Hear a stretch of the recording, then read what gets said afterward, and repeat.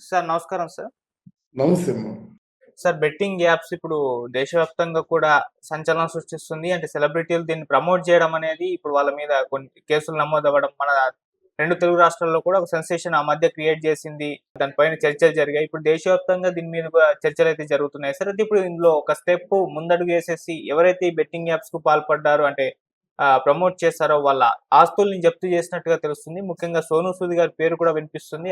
కోట్లల్లో ఆస్తుల్ని కూడా చాలా మంది సెలబ్రిటీలకు సంబంధించి అయితే జప్తు చేయడం అయితే జరిగింది. మరి ఈ అంశాన్ని ఎలా చూడొచ్చంటారు? ఇప్పుడు రేపటి రోజు తెలుగు రాష్ట్రాలకు సంబంధించి ఇక్కడ సెలబ్రిటీల ఆస్తుల్ని కూడా జప్తు చేసే అవకాశాలేమన్నా ఉన్నాయా సార్? మీరేం చెప్తారు సార్ దీనికి సంబంధించి? ఇది బెట్టింగ్ యాప్ అన్నది ఒక విధంగా చెప్పాలంటే చాలా మంది యూత్‌లో ఇది ఒక మహమ్మారిలా పట్టుకొని ఆ యూత్ అంటే డబ్బు కోల్పోవడమే కాకుండా ప్రాణాంతకంగా కూడా మారింది.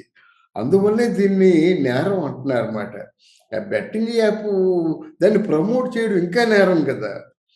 మర్డర్ చేయడం మంచిదని ప్రమోట్ చేశారనుకోండి, అది మరీ నేరం కదా! మర్డర్ చేయడం నేరం.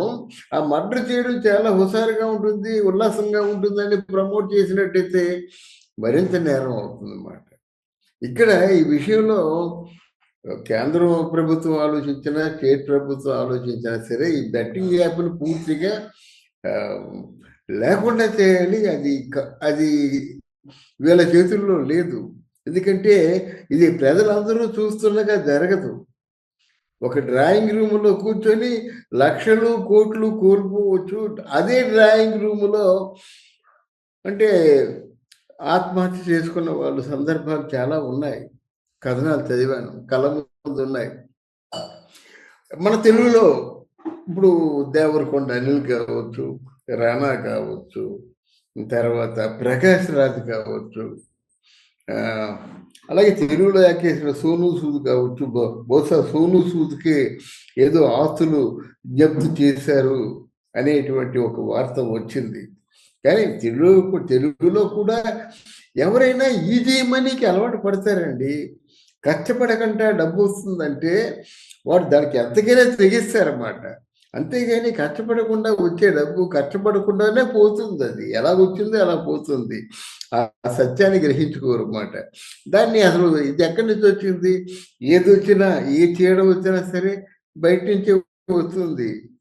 అక్కడి నుంచి మనకి దిగుమతి అవుతుంది. మనం స్ప్రెడ్ చేస్తాం. మంచిని స్ప్రెడ్ చేయం. ఏదైనా చెడు, ఏదైనా కొంచెం దాన్నేమంటారు వ్యామోహంతో కూడుకున్న అంశాన్ని మనం స్ప్రెడ్ చేస్తాం. గనక అలాగే ఇది వ్యామోహం అంటే ధన వ్యామోహం మాట. దీంట్లో ఆడినట్టు ఓవర్ నైట్ కోటీశ్వరుడు అయిపోవచ్చు. అదే కదా వాళ్ళ ఉద్దేశం. ఏముంది ఏదో ఒక రోజున మనకి తగలకపోతుందా? ఏదో రోజున మనం కోటీశ్వరులం కాకపోతామా అనేటువంటి ఒక ఆశతోనే వాళ్ళకున్న ఆస్తులు కానీ వాళ్ళ జీవితాన్ని కూడా కోల్పోయే ప్రమాదం ఏర్పడుతుంది ఈ రోజుని. అది తెలుసుకోలేకపోతున్నారు. నిజంగా ఆస్తులు జప్తు అంటే ఒక సోనూ సూద్ విషయంలో జనాలకి సింపతి ఉంటుంది కానీ మిగతా వాళ్ళ విషయంలో సింపతి ఉండదు. సోనూ సూద్ ఏంటంటే తన ఆస్తుల్ని ఎవరైతే ఆపదలో ఉన్నారో, ఎవరైతే కష్టాల్లో ఉన్నారో వాళ్ళకి ఆ విధంగా ఆస్తుల్ని కేటాయించి ఆదుకోవడం వల్ల ఆయన పట్ల కొంచెం సానుభూతి ఉన్నప్పుడు కూడా ఏదేమైనా ఈ బెట్టింగ్ యాప్‌ల మీద మాత్రం ఎవరికీ సానుభూతి లేదండి. దీని మీద చాలా సీరియస్‌గా యాక్షన్ తీసుకోవాలి. ఆస్తుల్ని జప్తు చేయడం అనేది ఎలాగవుతుంది? ఈయన బెట్టింగ్ ఆడుతుంది. ఈయన డబ్బు కావచ్చు, లేకపోతే ఈయన సంపాదిస్తున్న డబ్బు కావచ్చు. మరి వాళ్ళ తండ్రి, తాతలు ఇచ్చిన డబ్బుని జప్తు చేసేటువంటి తండ్రి, తాతలు ఇచ్చిన సంపదని జప్తు చేసేటువంటి అధికారం లేదు కదా! దాని మీద ఎలాగ ఆస్తులు ఎలాగ జప్తు చేస్తారు? ఈయన సంపాదించుకున్న దాన్నేమో తీసుకోమని చెప్పండి. లెక్కలు చెప్పి. అంతేగాని వాళ్ళ వారసత్వంగా వచ్చినటువంటి సంపద మీద వాళ్ళు దాడి చేసేటువంటి అవకాశం ఉండకూడదు మాట. అది న్యాయం కూడా కాదు. ఇప్పుడు ప్రధానంగా చేయవలసింది ఏమిటంటే, దీన్ని రహస్యంగా జరుగుతున్నటువంటి అంటే మహమ్మారిలాగా మారిపోయిన ఈ బెట్టింగ్ యాప్‌ని ఏ విధంగా అది రూపుమాపాలన్న దాని విషయం మీద దృష్టి పెట్టాలి. దీన్ని కొంతమంది వారు దాని మీద ఒక అవగాహనతో ఈ బెట్టింగ్ యాప్‌లను ఏమైనా మనం కంట్రోల్ చేయగలమా? అన్నది ఆలోచించి కార్యాచరణలో పెడితే కొంతవరకు చేరుకోగలుగుతాం అన్నమాట. లేదంటే మాత్రం యూత్ అండి, ముఖ్యంగా యూత్ చాలా మంది బలైపోతున్నారు. అది. ఆ విషయం గురించి మాట్లాడాలంటే నాకు బాధగా ఉంది గానీ, యూత్ ఎంతమందండి సంపాదించింది రూ. 2,00,000 జీతం అండి. ఆ రూ. 2,00,000 పెట్టేస్తాడు. ఎందుకంటే ఆ 2,00,000 పెట్టి 2,00,000 పూర్తయ్యేలోగా 2,50,00,00,000 వస్తాయని ఆశ. అలాగే డబ్బు అప్పులు చేసి పెట్టడం, ఇలాంటివి ఒకటి కాదు, ఉన్న ఆస్తులు అమ్ముకొని పెట్టడం. ఎలాగొస్తాయి చెప్పండి? మీరు డబ్బెప్పుడిస్తారు? డబ్బెప్పుడిస్తారు? మీకు బెట్టింగ్‌లో ఎంతైతే మీరు దాన్నేమంటారు? ఒక టార్గెట్ ఫిక్స్ చేసి ఇంత అమౌంట్ కడితే ఇంత అమౌంట్ ఇన్ని రెట్లు వస్తుందని చెప్పారో, ఆ అమౌంట్‌కి 10 అంతలు లేదా 100 అంతలు ఎక్కువ కలెక్ట్ చేస్తే గాని ఆ అమౌంట్ ఇవ్వడం జరగదు. తర్వాతేమో అందరూ ఎ ఏ ఆలోచనతో కట్టారో, దేన్ని ఎంపిక చేసుకొని కట్టారో ఏదో ఉంటుంది కంపెనీసు. ఆ కంపెనీలో వాళ్ళకేం రావు. ఎందుకంటే అందరూ ఎగబడి కట్టినటువంటి బెట్టింగు వాళ్ళెందుకిస్తారు?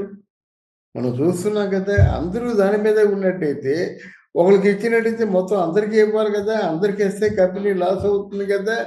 ఇది మైండ్ గేమ్ మాట. అంటే జనం తాలూకు బలహీనతని బలంగా మార్చుకొని ఆడుతున్న మైండ్ గేమ్ గానీ, ఇది వేరేవేం కాదు. మన బలహీనతే. దీనికి కడితే ఇంత వస్తుంది, ఇన్ని కోట్లొస్తుంది. ఆ ఇన్ని కోట్లొస్తుందనే దాంట్లో వీళ్ళు మొత్తం సర్వస్వం కోల్పోతున్నారు. కొన్ని సమయాల్లో ప్రాణాలు కూడా కోల్పోతున్నారు. ఇది అన్నిటికీ కారణం ఆశ. అవగాహన కల్పించకపోవడం. తర్వాత వాళ్ళ మీద ఆశలు కాకుండా వాళ్ళ పనిష్మెంట్ కూడా ఉండాలండి. బెట్టింగ్ యాప్ ఆడేవాళ్ళ మీద నోటీసులు ఇవ్వడం, పిలవడం, ఇంట్రాగేట్ చేసి వదిలేయడం కాకుండా పనిష్మెంట్ కూడా సీరియస్‌గా ఉంటే భయంతో మానేయవచ్చు.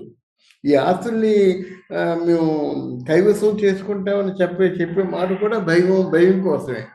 అలాగేనట్టయితే కొంచెం మానుకుంటారనే ఆలోచనతో.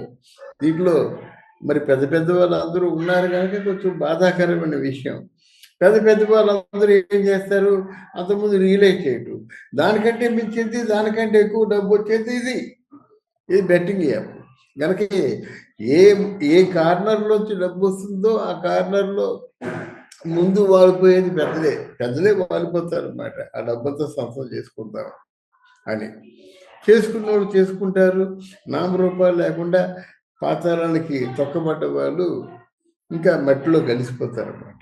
సార్ మీరన్నట్టే వీళ్ళ మీద కేసులు నమోదవ్వడం, ఆ తర్వాత ఇంట్రాగేషన్‌లకి పిలవడం అంతవరకు మాత్రమే జరిగింది. ఒక స్టెప్ కూడా ముందడుగు మనం వేయలేదు. సో, మా తర్వాత సైలెంట్ అయిపోవడం మనం చూసాం. సో, ఇది అలా ఒకసారి హైలైట్ అయ్యి మొత్తం చర్చనీయాంశం అయిపోవడం, తర్వాత సైలెంట్ అయిపోవడం ఇటువంటి సందర్భాలే చూస్తున్నాం. సో, మరి దీన్ని ఎలా చూడాలంటారు సార్? దీన్ని చేయలేమండి. డ్రగ్స్‌ని చేసాం మనం. డ్రగ్స్‌ని 18 మందిని అరెస్ట్ చేశారు. ఏం చేశారు? వాళ్ళు రహస్యంగా చేసేదాన్ని ఎవరేం చేస్తారండి? చేయలేరన్నమాట. ఇప్పుడు ఆస్తులు జప్తంటే కొంచెం భయపెట్టడానికి చేస్తారు. మరి ఆస్తులు జప్తులో కూడా ఒక లాజిక్ ఉంది కదా! వాళ్ళ ఆస్తులు జప్తు చేయొచ్చు. తండ్రి, తాతల ఆస్తుల్ని జప్తు చేసే వాళ్ళు తరతరాల నుంచి వచ్చే సంపదని జప్తు చేయలేరు కదా! కోర్టులున్నాయి కదా! న్యాయస్థానాలున్నాయి కదా! కనుక ఈ కాంట్రోవర్సీ ఎప్పుడూ ఉంటుందన్నమాట. ఏదైనా భయపెట్టినట్టయితే ఏదో కొంచెం చిన్న వర్కౌట్ జరుగుతుంది కానీ వీటిని మీద కంట్రోల్ అన్నది పూర్తిగా ఎవరికీ సాధ్యం కాదు.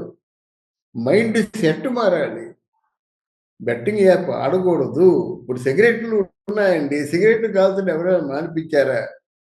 మనం ఏం చేస్తాం చివరికి cigarette smoking is injurious to health అని రాసుకోవడానికే పరిమితం అవుతాం. ఆల్కహాలు తాగకూడదు. రాసుకోవడానికే పరిమితం. గంజాయి తీసుకోకూడదు. అంతేగాని గంజాయి చాక్లెట్‌లొచ్చేస్తున్నాయి. గంజాయి సిగరెట్‌లొచ్చేస్తున్నాయి. అందువలన ఈ డ్రగ్స్ గాని ఇటువంటి ప్రాణహాని కలిగించేయి, ఇటువంటి మత్తు ఇచ్చేటువంటి అంశాల్లో ఇది కూడా బెట్టింగ్ యాప్ ఆడడం కూడా ఒక మత్తు లాంటిదన్నమాట. వాడు ఇంట్లోకి వెళ్ళడం మానేస్తాడు. తల్లిదండ్రులను చూడడం మానేస్తాడు. సంసారాన్ని మానుకుంటాడు. ఉద్యోగాన్ని కూడా మానుకుంటాడు గానీ, ఈ ఈ ఈ తాలూకు ఈ బెట్టింగ్ యాప్ అనేటువంటి ఆ మానసిక రోగానికి మందు ఉండదు. దానికి భయం ఒకటే కారణం. లేకపోతే జీవితం నేర్పాలి, తనకి తనే మారాలి. కానీ ఇది ఎందుకో this is very worst nature అండి, worst habit in the society. చూసాను ఎన్నో కుటుంబాలు నామరూపాలు లేకుండా విచ్ఛిన్నం అయిపోయి, ఎంతో మంది మంచి మంచి విద్వత్తు ఉన్న వారు కూడా సర్వనాశనం అయిపోతున్నారంటే బెట్టింగ్ యాప్ల కారణం దురాశ. పోగొట్టుకుంది తిరిగి రాదు. Right sir. Thank you so much sir. Thank you.